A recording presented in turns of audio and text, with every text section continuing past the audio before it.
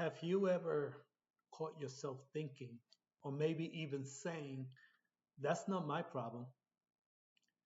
They need to learn how to deal with their own issues. I got enough going on already. If we're honest, we all been there. But what if I told you that the moment we start thinking like that, we all begin to suffer? Because something subtle happens in our hearts when we dismiss someone else's pain. At first, it feels justified.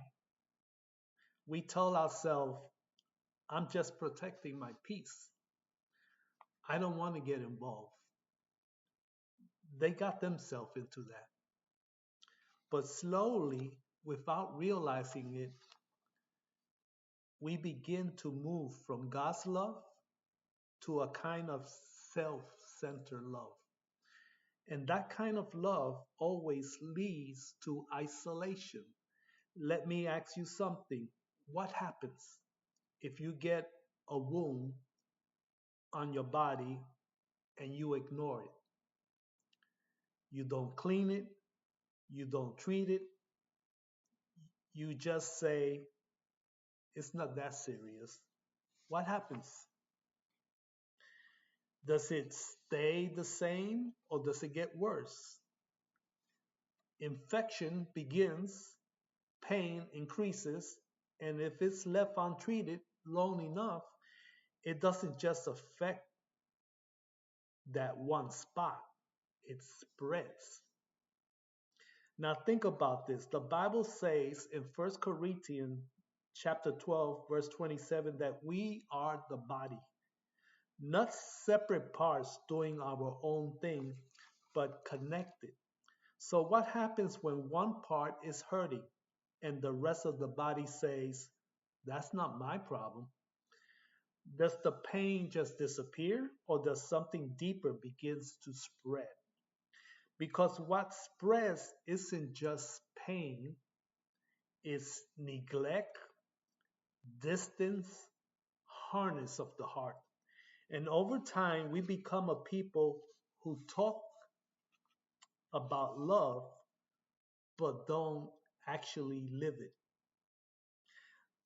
There's a verse in Hebrews chapter 12, verse 15, that talks about a root of bitterness. And it says something very important.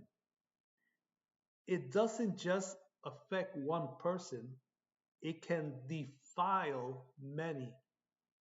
That means one untreated wound, one ignored person, one moment where compassion was withheld can impact far more than we think. Let me say it this way. The danger is not just the wound, it's the lack of response to the wound. I remember about someone who was going through a really hard time quietly. They were loud, they weren't loud about it. They didn't complain much, but inside they were breaking. And people around them noticed, but no one stepped in.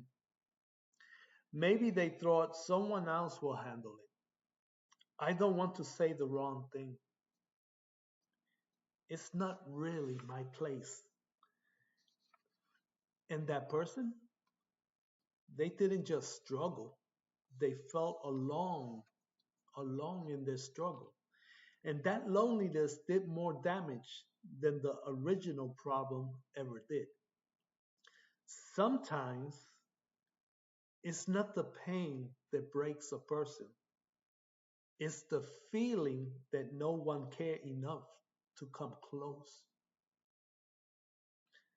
So let me ask you, back to the message, what kind of body ignores its own wounds?